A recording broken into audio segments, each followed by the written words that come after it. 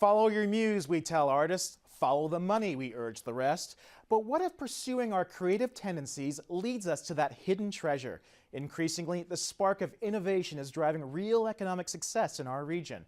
Even as we lament the loss of jobs overseas, a number of imaginative entrepreneurs are adding billions of dollars in benefits to our economy.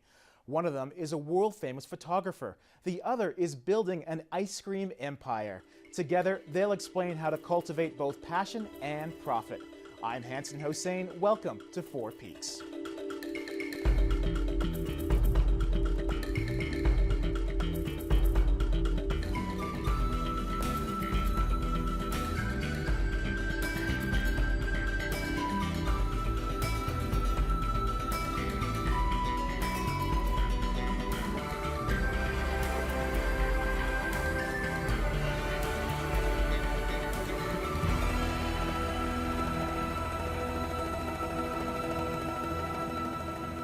Molly Moon didn't start out as an entrepreneur. She spent her 20s working in politics.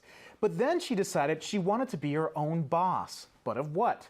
Molly remembered her passion for ice cream and opened her own shop. There are now 5 Molly Moon storefronts across Seattle. Last year, it was recognized as King County's Small Business of the Year. Yet, even as Molly delights Seattleites with her ice cream, she also says that her business continues to embody her politics. Molly, welcome. Thank you. So, Pacific Northwest, known for coffee and for rain and cool weather. What possessed you or inspired you to think that ice cream was the way to go? Well, I really felt like Seattle needed a good ice cream shop. I had lived in Seattle since 2001, and it was 2007, and I was writing my business plan, and I just knew that it needed a good ice cream shop, and an ice cream shop that not only had a great product, but also could be the kind of multi-generational community gathering place that I know ice cream shops in other cities are. So when you look at, say, an ice cream shop versus, say, a coffee shop, what kind of vibe gathers around an ice cream shop versus, say, a coffee shop? There is a whole lot more talking in an ice cream shop. Really? Oh, yeah. Because nobody's at their laptops sort of staring at a screen, There are no right? laptops, there's no working, it's all about fun, and there are a lot more 2-year-olds involved. Well, that's good. So did you think that Seattle needed an ice cream shop because of the ice cream itself, or did you actually also want to bring that cultural ethic as well that was sort of lacking? It was definitely both of those things. I really wanted an ice cream shop in Seattle that I wanted to go to. I'm sort of an ice cream addict. It's my favorite dessert. And I didn't have a place that I would want to go, and I knew a lot of other people would share that sentiment, but also being in Seattle in my 20s, I noticed that everyone that I encountered in Seattle was close to my age. Right. And that got kind of frustrating to me. And I grew up in a really multi-generational setting where I was always around little cousins or my little sister and grandparents and aunts and uncles. And in Seattle, it seemed a lot more segregated, like families don't hang out where the hipsters hang out, etc. So I wanted my ice cream shop to sort of be a place where college kids might go after class, young professionals or hipsters might go on a date, but families could go, families with teenagers could go, and I've been told by a lot of parents that it's one of the only times my teenager will talk to me. Wow. And empty nesters love ice cream too. I mean, it really crosses the generations. I mean, is it just ice cream, or is there something about your store that gets people to open up like that? Well, I think I tried to create a really welcoming, fun environment. The music is important to me. The design of the space is really important to me. The friendliness of my staff is important to me. But ice cream is a big part. I mean, everybody has a great ice cream memory. That's great. So when you opened that first store, what were you thinking? I mean, I think they were looking at even 2007 or 2008, right? The economy was not in great shape. Actually, it was awesome. When I was writing my business plan in 2007, if you remember, everything felt on the up. And really, things didn't start feeling terrible until a month or 2 after I opened my first shop. And how did you feel when you opened your first shop? Sales were amazing. They were much higher than I had projected, and so I just sort of crossed my fingers and kept going. And I also read when I was writing the business plan that ice cream is one of the most recession-proof businesses you can get into. Because it's Because it's a cheap treat. And, you know, when you can't buy your kid a new bike or you can't take your family on vacation, I think you're going to treat them to smaller treats. So you might go to the ice cream store a little more often. Well, that's interesting to me because I think even Starbucks really almost fell off the map at that time. And coffee, in many ways, is meant to be that indulgence that makes you feel good. But there must be something really wonderful about ice cream that, as you say, is much more cross-generational, right? You can't give your 3-year-old a coffee. Right. Well, you shouldn't give her coffee. Right, yeah. And, I mean, what do you think is more indulgent? A scoop of salted caramel with hot fudge or a latte? So, I mean, if that's the case, if ice cream is that important, do you have an ice cream memory yourself since ice cream's been part of your life for so long? Oh, absolutely. So when I was a kid, my grandparents watched me in the summers, and my mom's parents, John and Faye Pengilly, owned a saloon, like a Cheers kind of situation, old-timey saloon. Where is this? In Boise, Idaho. And my mom would drop me off with them in the mornings. They would collect the bank deposit from the night before, and they had a routine. We went to the bank, we deposited the money at the bank, I got a sucker from the drive-through teller, then we went to the grocery store. I don't know why they needed to go to the grocery store every day, but they did. And at that point, Grandpa and I would head to the deli section where they had ice cream, and Grandma would continue into the store to buy whatever groceries they needed. Grandpa would get a cone of strawberry ice cream on a cake cone, and I would get a kid scoop of German chocolate cake ice cream on a sugar cone. Every day of the summer, almost my entire childhood. Wow. Yeah. So you've always loved ice cream and you've associated with that incredible memory. Yeah. So how did you make that conversion in your mind, in your soul, and your spirit to sort of say, you know what, my love for ice cream could actually be something that I make a living from?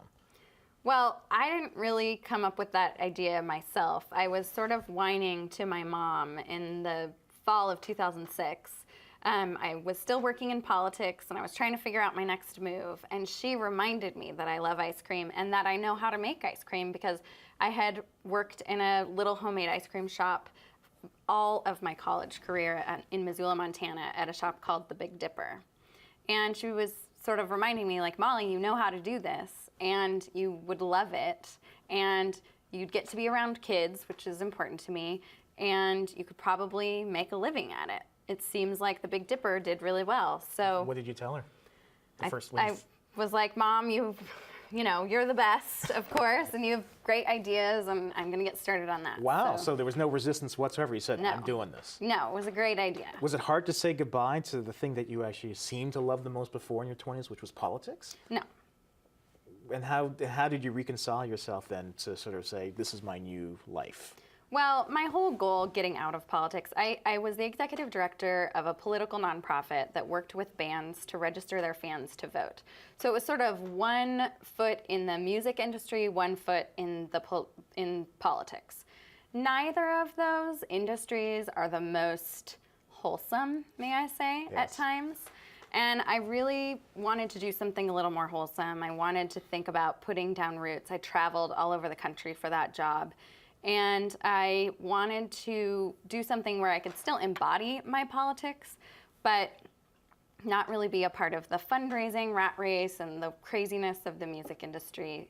So it all seemed to make sense. And I knew that I could write a business plan for an ice cream shop that embodied my political values in a number of ways. So how does that work now then? How does politics go into ice cream? Well, when I wrote my business plan, I said, I'm not going to open it unless I can run it in a way that makes me feel good about all of my politics being involved. For instance, I am going to pay 100% of the healthcare premiums for all of my employees. And I'm going to use only compostable materials to serve everything in. And I'm going to use only reclaimed wood for everything that I can possibly use in the shops. I'm going to build my shops as green as I can. I'm going to be as socially responsible as I can and environmentally responsible as I can with all the ingredients sourcing. That's expensive. This is what a lot of business people complain about, that the government imposes upon them, and you did this willingly. Yeah. And you're making money? Well, I sort of said to myself when I was writing the plan that I would write the plan the way that I really wanted to run a business, and if the numbers at the bottom of the plan turned out black, I would go ahead. If they turned out red, I was going to have to stay a political consultant. And they turned out black. They were black. And I opened my first shop in Wallingford the spring of 2008, and I did way better than I thought I would. And we've continued to do, we've really continued to exceed projections. You have stores in Wallingford, Capitol Hill, Queen Anne, Madrona, and downtown. Relatively all... And an ice cream truck. An ice cream truck, going all over the place. Those 5 locations are fairly affluent areas. When you consider your politics, which really is about, being an all-encompassing kind of situation, why don't you have a store, say, in the Central District? That's a really good question. I mean, I did my market research about where ice cream sells, and I went to those neighborhoods, and those neighborhoods are, higher than average household income, higher than average kids per household. So those are the zip codes I'm in.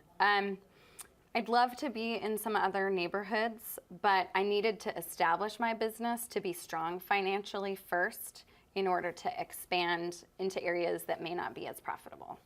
But you probably will at some point once you do get at that level. Now, I have to admit that I live in the Queen Anne area, so I'm one of those people, and I visited the Queen Anne store with my daughter, and she chose I think it's called Scout Mint. So this is my daughter. So cute. And she was I surprised her that we were going there after preschool, and she absolutely loved it. And as we were leaving, we were on the street together, and she just put her hands up in the air and she said, "I love Molly Moon." You're probably used to that kind of reaction from kids. I'm very popular with the under 5 crowd.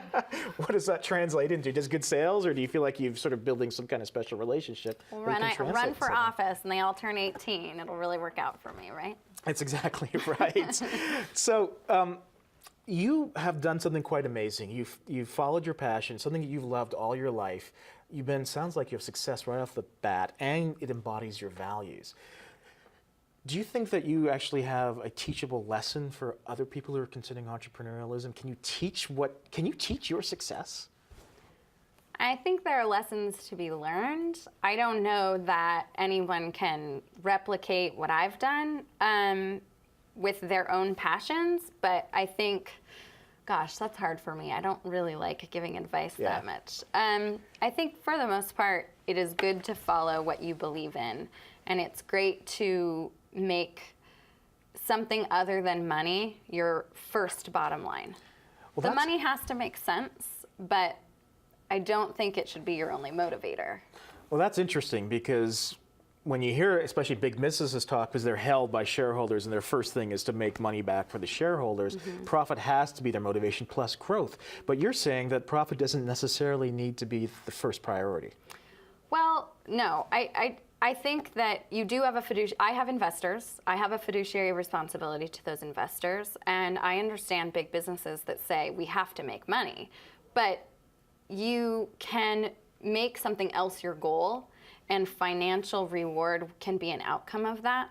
I think what we get frustrated in is that big businesses' only goal is money, and they don't really have a goal for serving their customers or serving their communities. That's where things get hard. Like, I can't see what the goal is for most insurance companies other than making money.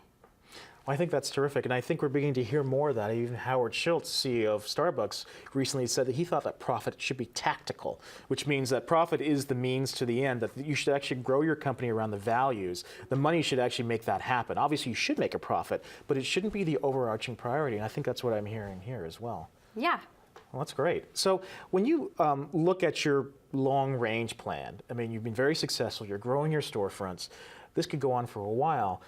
For many entrepreneurs, the ultimate, especially here in the Wild West, is the payout, right? To sell out to a larger company and go off. And this happened to Ben & Jerry's when Unilever bought them out. Have you thought about your legacy? Yeah, I have no exit plan. I love running my company. I love creating jobs. One of my big goals now is each year that I write a strategic plan for the company, how many jobs can our projects create? And that gives me a lot of fulfillment. It gives me a lot of joy. And I feel like I'm the best to run the company, to embody, the progressive values on which I founded it. And I can't see not being involved in the company. I know I'll have to grow it and have other people make decisions and delegate, but I'll probably be involved my whole life. So if you're there for life, I hate to take you this far, what would you, I mean, say 100 years from now, what do you think about Molly Moon 100 years from now? Can it be run by somebody else? Can it still exist, or is it just you? I'm sure it could exist. I don't really know the answer to that question. I mean, hopefully I've got another 60 years or so in me. Absolutely, especially all that healthy ice cream. Yeah. And how many people do you actually employ right now? I employ about 60 people. Wow. Yeah.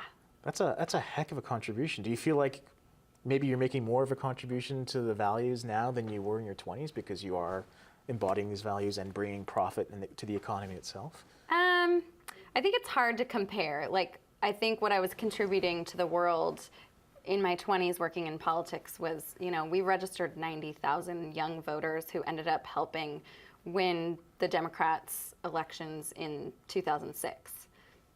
I feel like that's a little bit bigger impact than the ice cream, but you know, we'll see where I can take it. My daughter would beg to differ. Yeah. So when we return, who would give up a sure thing of a career in medicine to pursue photography?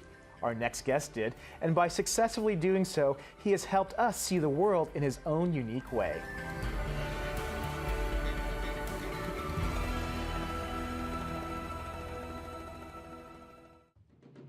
The digital revolution has turned communications upside down. It poses challenges and opportunities to professionals seeking to influence and persuade. These are our students in the Master of Communication and Digital Media program, innovators who think entrepreneurially about how to engage communities through storytelling. As creative leaders, together we're charting the future of communication. Want to join us? Find out more at mcdm.uw.edu.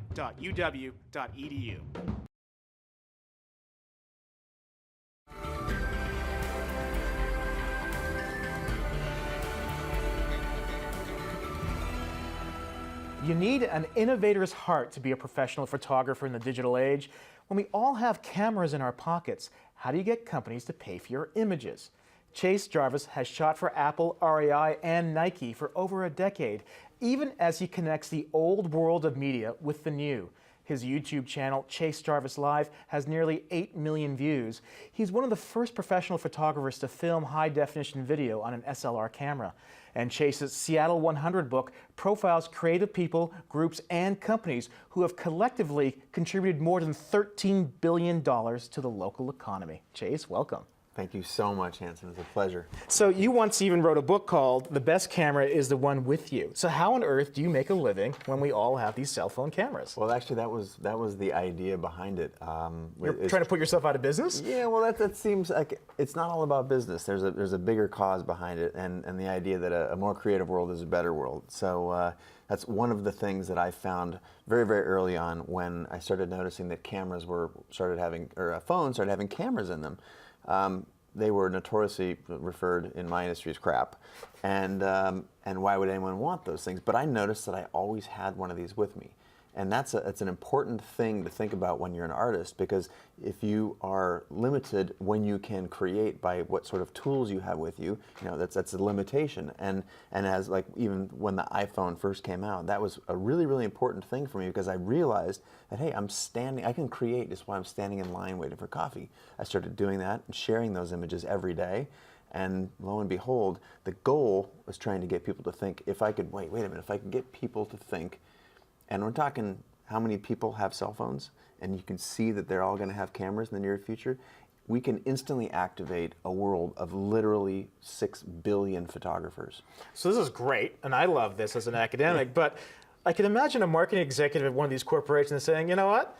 We don't need Chase and his fee anymore. Let's just go get a few hundred people and get their cell phone cameras out and capture some images. So, well, I think that's a fair assumption, but the idea behind my approach is really a rising tide floats all the boats sort of approach. And I think there's, in large part, these professional circles that I travel in are a meritocracy. And if I'm encouraging the world to be artists in and of their own right, then hopefully it'll drive me to a better place, to become a better artist and more creative in my own right. So that's the idea, and I hope that in doing so, that we created this bed of artists that are also considering themselves to be creative. And in fact, if that's the key, you actually ratcheted up the level of professionalism and even the technology. Like even today, you spent some time with a really expensive device that you can't necessarily fit in your pocket, right? Right.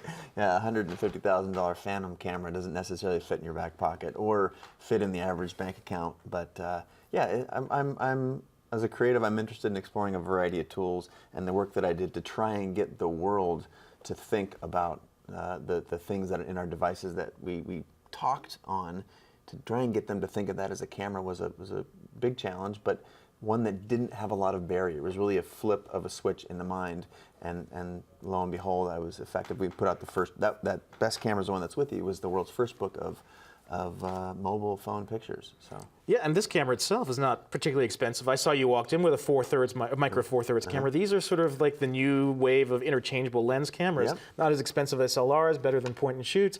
I'm actually was very surprised that a person of your stature in the industry would actually have a relatively amateur camera like this. Well, hey, look, the idea of a professional traveling the world, I travel 150,000 miles a year and go to some amazing locations, so often with a really large crew, to create commercial imagery, whether that's moving pictures in the form of a commercial or still pictures.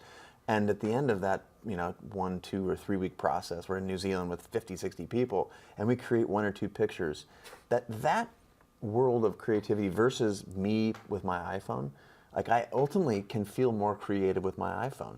And that's a weird thing as a professional, and that's been your livelihood and how you've worked so hard to get to that level, that ultimately this $300 thing that's in my pocket gives me the sort of feelings that are really closest and nearest and dearest to the fundamental creativity. So freedom and no expectations, just the ability to connect right to the universe, I guess, right? and at a moment's notice. And again, with the mantra that it's always with us, the best camera is the one that's with you. That, to me, underscores creativity in the proper sense more than traveling the world and doing super fancy stuff with super fancy people and super fancy gear. So the little 4/3 cameras, like, I love to run around with one of those things. It's great. So sounds great. I'm totally with you, right? But you still do the business stuff, and you still run around with the stars. Sure. But you also believe in connecting to the creative soul that you are. How do you balance those two? I follow my heart, to be honest with you. It sounds a little bit cheesy, maybe trite, but there's no two ways about it. I make a living as a creative, and for that there's a business component to it. I've managed to surround myself with some business folks that are really, really good at that part of it. But at the end of the day, what matters to me, what I want to go to my grave with, is, how much change did you bring to the world? How much growth? How much vision? And that necessarily doesn't come through the most creative or the most commercial channels. Sometimes it does. There was a commercial aspect to that iPhone thing, for example. I made an iPhone app that was the first app in the world to share direct to social networks. Well, now every photo app shares to social networks, and there's probably 50,000 of those sorts of apps in the iTunes App Store. But it at its core, it's not a commercial project. It's a personal vision of trying to change the world and disrupt things. Not for the sake of being a not, but I do enjoy a little, making a mess of things. So, did you ever regret not going to med school? Absolutely not. Not for 1 second. Why did you make that switch? I mean, because I think a lot of people just listen to me talk. Right? Well, no, this is great. You're right? lucky. You're lucky and you're talented. A lot of people get stuck in jobs and careers they don't love, but they felt that was the thing they had to do. Right. So how do they find the courage and the inspiration to walk away to really follow their heart like you did? Wow, I can say it wasn't easy, because we live in an age wrought with social pressure, right? There's a lot of, you want to be the best you can be. You need to be sometimes this or that. What your parents, you want to please your friends. And at the end of the day, when, say, you're lying on your deathbed, are you going to really hope that you pleased a lot of other people? That, of course, you want to make these people happy, but it's your life. You get one chance at it, and that was really the way I looked at my educational career. I thought I was going to be a doctor because that's what successful people become. That was really, it was this reverse mindset that was really disturbing after I finally wrapped my head around it. When I was a young person, very impressionable, and I started flirting with philosophy as an undergraduate. I ended up getting a degree in philosophy in parallel with all the pre-med stuff. And I was actually in an interview at the University of Washington, and that is when I realized that this is the step where if I start saying yes to things like this, then I have to really commit time, energy, money, my parents' money, student loans, and towards a thing that is just not me, and I know it's not me. Were you a success right off the bat as a photographer? I think I used the 10-year overnight success. How did you get good? You get good from taking a lot of pictures, Hanson. Really. Did you ever sort of sit there starving, eating a can of tuna and saying, wow, I should have gone to med school? Never said I should have gone to med school. I did sit there eating a can of tuna saying, wow. I'm eating a can of tuna. Wow, I'm eating a can of tuna. But I loved it more than anything, because when you're on the path toward your life's passion, It doesn't matter. It doesn't matter at all. You're really comfortable with whatever life might throw at you. So. And so once you've overcome that first challenge of actually getting on your path, how do you keep it all going? How do you keep the muse happy? That is a great question, and one for me that has, it's loaded, because if there is a passion that's driving you, the way I personally look at it, as these challenges, these hurdles that come up, they're really there to keep other people out who don't want it as much as I do. Now that's something, I don't know if I'm hardwired for that, but that's something that I believe very, very, very deeply. And when I come up with the challenge, I'm thinking, okay, this is gonna suck because I have to go around this, over this, through this, whatever. I never look at it as this is a showstopper for me. And So you never let it get you down. You sort of Well, say, yeah, this is but- something that's going to make me better. No, I also don't want to say that I always have this perfect, I'm living in some sort of a fake world. But I do know that when I'm on this earth, that's one of the things I was meant to do, is to create stuff, and that there are other people. I also necessarily don't want to think that the pie is only so big and that we're all competing. It's not a zero-sum game. So that by my achieving a goal or getting over a hurdle to a creative success doesn't necessarily mean that somebody else is not going to. But if given something that I am racing for against somebody else in a commercial sense for whatever reason, then I'm just driven by my passion, and I believe that maybe my passion, which is ultimately one of the things that measures how hard or how far we're willing to go, is pretty hardcore. So I love your website, because it's not a brochure for Chase Jarvis. It's actually a ton load of useful, relevant content if you're interested in being a creator or being a photographer. And I print out one of my favorite blog posts of yours, and I actually subtitle it Chase's 10 Commandments. So All 10 right, things let's get into it. 10 things every creative person that's you must learn. And this one that's really stood out for me is don't aim for better, aim for different. Why? Wow, I think there's a little bit packed in there, but incrementally better, which is what, if you can shoot a picture with this many lights and then I can shoot one with this many plus one, that really doesn't define or shape the marketplace. We're driving innovation a little bit with that idea, but the idea about being a creative in any capacity, whether a fine artist or a commercial, is that you have to take a picture or make something that no one else in the world can make. That is really something that's going to make jaws drop and make people stop and look at your work, whatever it is, whether it's film or photography or painting, anything. If you can do stuff that no one else is doing, then you've actually done something, in my opinion, interesting. Because the first evers in the world, the first person to swim across the Atlantic Ocean, the first person to jump out of an airplane, these firsts I think are really interesting.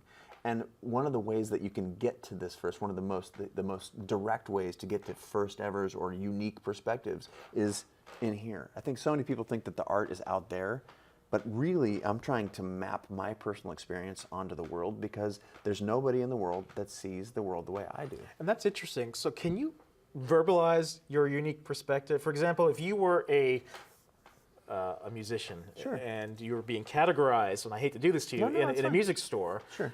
if you look at your pictures, how would somebody generally characterize your view of the world through your lens? I think there's a certain grit to it, a certain sort of fundamental reality. It's sort of like a little bit of a stylized reality, and that I'll put a little magic dust on what is ultimately fundamentally a very, very real photograph. I aim in fine art work and in commercial work, I aim for the unmoment rather than the moment. And those unmoments are characterized by what feels right to me. The best portraits in the world are never ones where there's someone sitting there smiling at the camera with the lamp and the little velour chair. It's never the most. It's when they think the camera's off, right? Yeah, and think of the most influential pictures in the world. Eddie Adams' photograph in Vietnam of the execution. You see the Ali standing over his fallen opponent. You see Warhol staring directly into the camera, for example. All those are not posed moments, and so even in times where I'm shooting photographs of people who know I'm shooting, I do anything I can to throw them just a little bit off balance in the best way. And that's what we saw in your Seattle 100 book, which you got here. You've got these incredible personalities from a diversity of backgrounds, and there's that amazing improvisational energy there somehow. How do you capture that? That is, I mean, that's exactly what I'm talking about. That's me trying to sort of throw my, I know a lot of artists, I gotta qualify this, a lot of artists, they describe themselves as observers, and they don't want to interact with the subject because they might taint them or whatever. My approach tends to be different. Like I want to participate in a moment with them where if they're aware I'm with the camera or not, there's something where they'll catch me looking at them with a camera, and if I can capture that moment in a way that nobody else can, either through the previous 10 minutes of us spending time together, or through me being in the right place at the right time and getting that great moment where their eyes actually catch the glass, then that's me sort of. It's me trying to ascribe my will a little bit into the moment, and when my will matches the will of the subject, sometimes actively, sometimes passively, there tends to be this cool chemistry. Can you tell when that happens? Oh yeah. Is there something like a light bulb, or you sort of feel the energy flow through you? It's a little bit of both. There's a feeling that I have that's very, very clear. And it's usually like, I'm pretty sure I just got that. Just nailed it. And yeah, you want your hammer back? Yeah. But there's also, and I usually keep shooting because sometimes we can continue to elevate through a portrait session. Like for an example, the Seattle 100, I shot a lot of pictures there. But yeah, there's and visually, nowadays with digital, a lot of the work that I do is in the digital world, and you can go back and look and see that you've got that. It doesn't make me want to stop shooting. I never say, "Oh, I'm spent," and throw the camera up in the air like something you see in Hollywood, and his assistant runs around and catches the camera. But like there is a moment of intimacy between photographer and photography, between subject and shooter, that I can't really explain until you've lived it. It's very, very hard, but there's something intimate. Approaching like just human touch, how intimate that is when you really captured someone in a place that is beautiful. And you made a living from it, which is incredible. Yeah, I do. I pinch myself every day. I just came from a shoot, and the fact that I'm on this side of the camera with all of us is very surreal for me. So thanks a lot. Well, thank you. And so you've heard from Molly Moon at the peak of entrepreneurship, and just now Chase Jarvis at the peak of innovation. When we return, we'll bridge these peaks. Together, we'll discuss how to harness your creative values and make a living without selling out.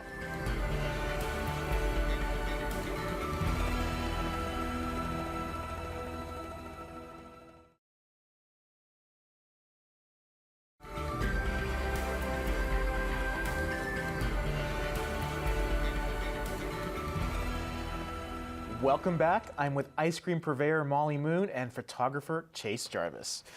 So, guys, there was a great article reviewing Seattle 100 in the Seattle Times that says, it's as if you've been walking down the same street your whole life without ever stopping to acknowledge the people that pass you by, then suddenly realizing every one of them has something fascinating to talk about. I think that was a really nice way of sort of looking at these people in here. And Molly is one of the people in the book. That's the big reveal of the show. That's the big today, reveal, right? yeah. So we're going to open it up, but Great. Maybe while I'm trying to find the page, which I think Molly knows by heart, which is 17. Why did you choose Molly? That's pretty much a no-brainer. If you have to ask that, you haven't been paying attention, because she even introduced her as ice cream purveyor. I would more call her ice cream princess, or empress, if you will. No, like the underlying driving principle for Seattle 100 was people who are driving culture in Seattle. And Seattle, whether people know it or believe it or not, is an amazing food city. And food comes in all sorts of shapes and sizes. And even the fact that Molly was willing to break out and do something, ice cream in Seattle, where the average temperature is like 48 degrees, like that is innovative in and of itself, but the way that she did it with local ingredients and did it out in front, like, to me, that's beautiful. That's driving culture, driving food culture. So speaking of beautiful, Molly, how do you think Chase captured you? I loved the photo shoot. The experience was really fun too. Like, the first thing Chase and his crew did was offer me a drink as soon as I walked into the studio. And, they made me up. I got hair and makeup, and it was a super fun afternoon. It was the first summer that my Wallingford shop had been open.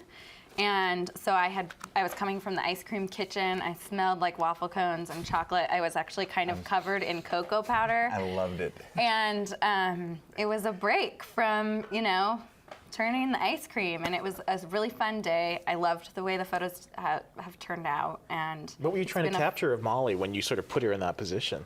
Well, I think that's best told with the pictures. The Molly came in. She is so good at what she does. She's really an amazing young entrepreneur. She's very captivating. She could sell, I don't know, probably has sold, as they say, ice cream to the Eskimos or to First People up in Alaska, because you're so passionate about your story. And I wanted to capture that focus. But there's a sassiness about her that you can tell just by sitting across. I'm trying to contain the sassiness. But so those are things that we wanted. She had her dog with her, and I thought that was just an amazing sort of sidekick, if you will, because you guys seemed like two peas in a pod. So it was pretty organic too. I think we shot a lot of pictures of you because you were really photogenic. So. Oh, thanks. That's the way it unfolds. So that passion of Molly, that passion of creativity, which is really embodied in this book, is actually also measurable from an economic point of view as well. The city of Seattle actually put together a study recently that you were part of, saying that this actually has an impact. What's the bottom line that we should know about creativity and people like Molly and what they do for us? Well, I think the first thing, and again, at the risk of sounding trite, all of this was born from pure passion. What Molly does with food, with ice cream, it's born out of her loving it, and me with art and creativity, trying to do this project because I was so passionate about the city which I was born and raised.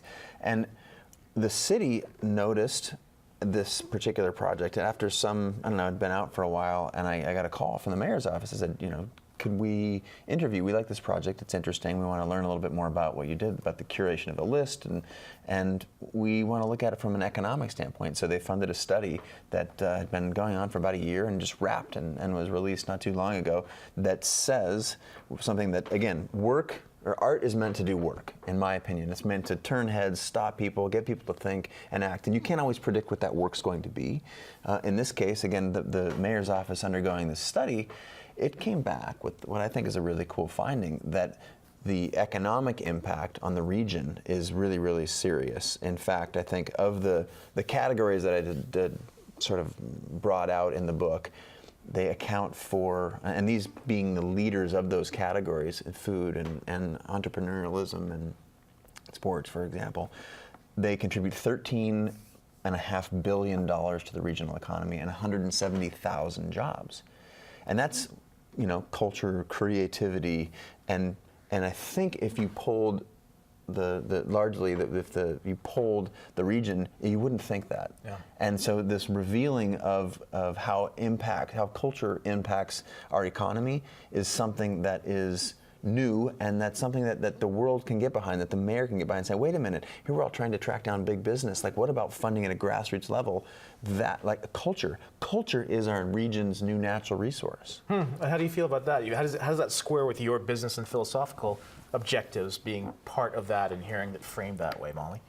I mean, I super support the premise, and I believe the study, absolutely. I think that, correct me if I'm wrong, Chase, but there was an economic impact statement or study done on just the music industry 5 or maybe 7 years ago that said some pretty similar things. And absolutely, culture is a huge part of our economy, and when you take culture and food, and if you want to put culture and food together, out of an economy, there is a lot left on the table. And there are a lot of jobs, the service industry, just in food, there are a lot of jobs being created every day by this, surge in the foodiness of Seattle. And I don't think that's to be taken lightly. So how do we cultivate that? In fact, Molly, you just recently got back from a trip to D.C. where you were invited to sit on a presidential committee about some of this, right? Sweet. Yeah. What was that all about? The mayor's office actually sent several business leaders from Seattle to a day talking with White House administration staff about job creation, and it was really impressive, and the administration staffers were saying, what can we do to help you business leaders create more jobs? What governmental barriers can we help remove? And then they also did quite a bit of education, letting us know what they are doing, what they have been working on, and some of the resources that we might not know about as business owners that we should be tapping into. One of the more fascinating ones I thought was a new tax credit from the Obama administration for every unemployed veteran that we hire. Oh, wow. And it's a significant tax credit. And I think it's just for vets, like post 9/11 vets. And it's made me think I'm going to go find a Veterans Affairs office to match my jobs this year with some of their candidates and see if we can't hire a few vets. And I think that feels really good. It adds a diversity to my company that I'd love, and there's a tax credit involved. So it was really educational, and I also felt like the administration was really listening to business leaders from Seattle. See, that's terrific, Chase, to hear that at the national level, to see that value and that connection and sort of bringing it right back down.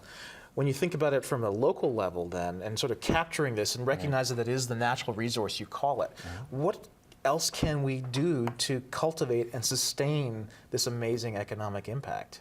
Well, I think we need to drive more culture, and that's one of the reasons that some of the basic tenets that my sort of life mission is about the democratization of creativity and its processes. You know, that's why.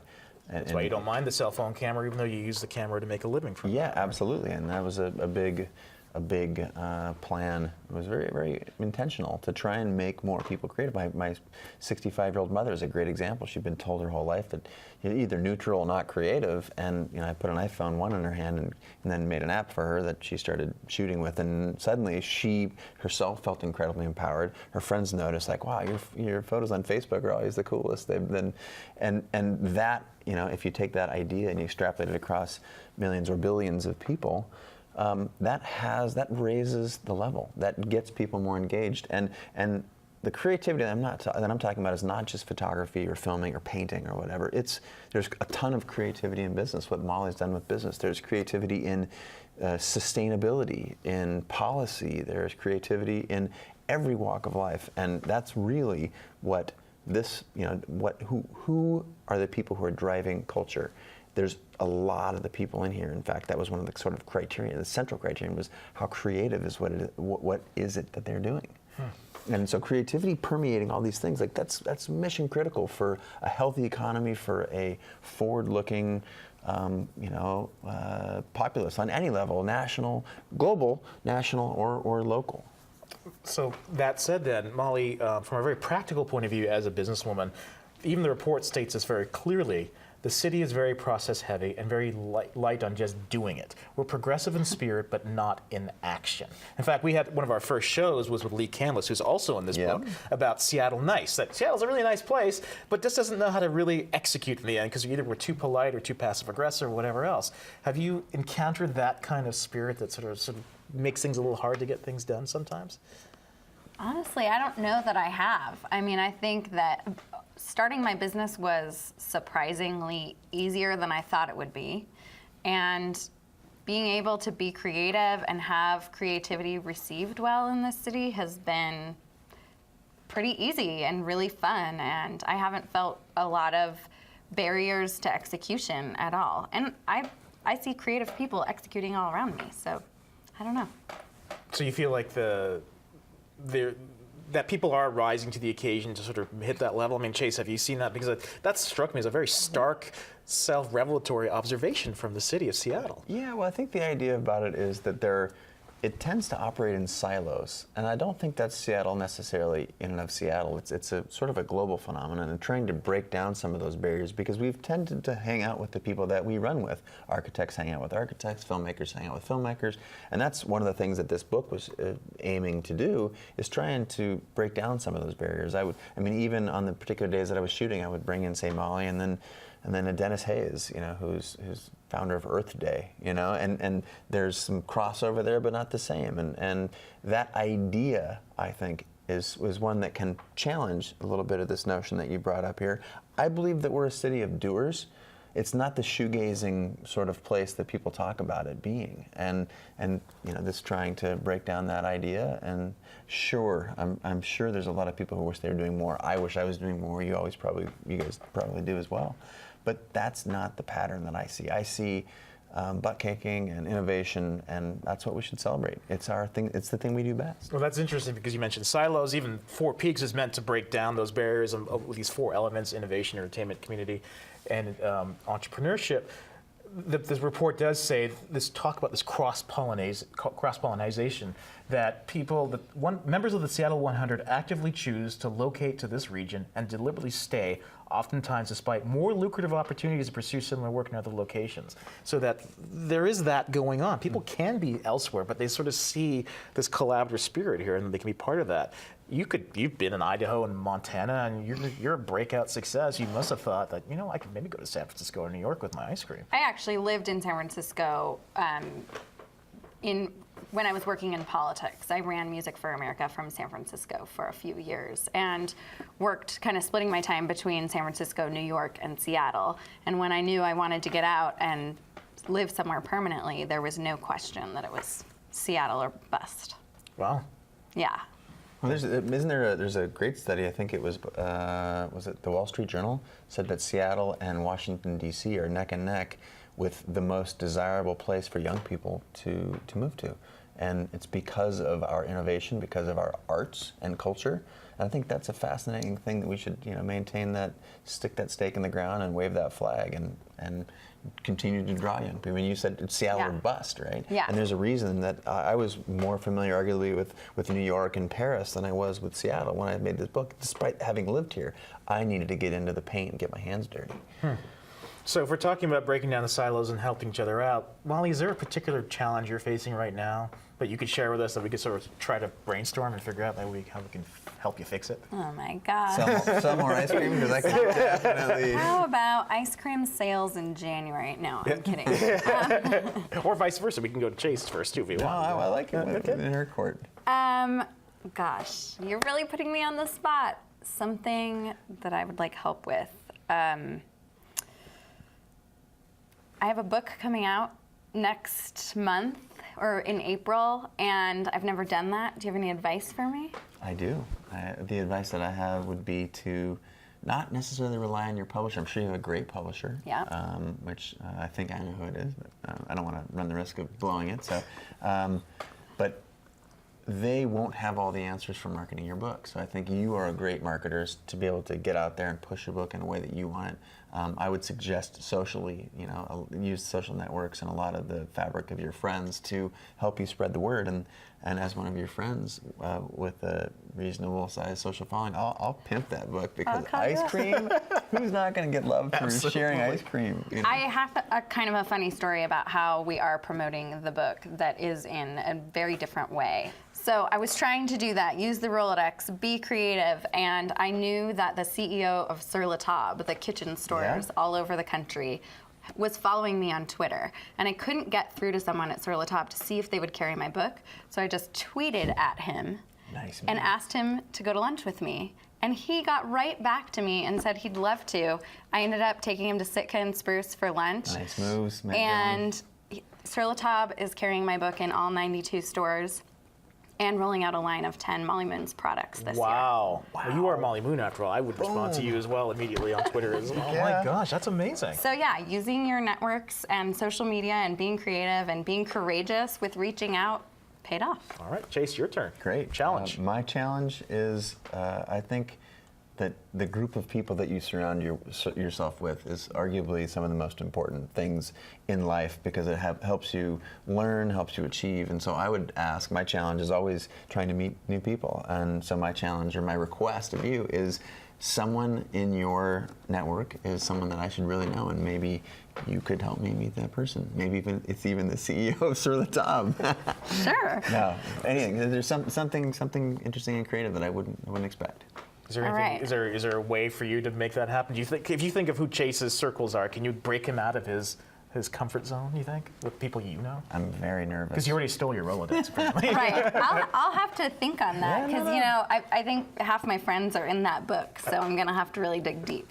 Hey, let's go as big as you can think. I'm happy to go there. Well, I think that's a good place to conclude our conversation. Chase Jarvis, Molly Moon, thank you for sharing your vision on how to profit from passion. When we return, Media Space, reclaiming my content, why I'm resetting my relationship with social media.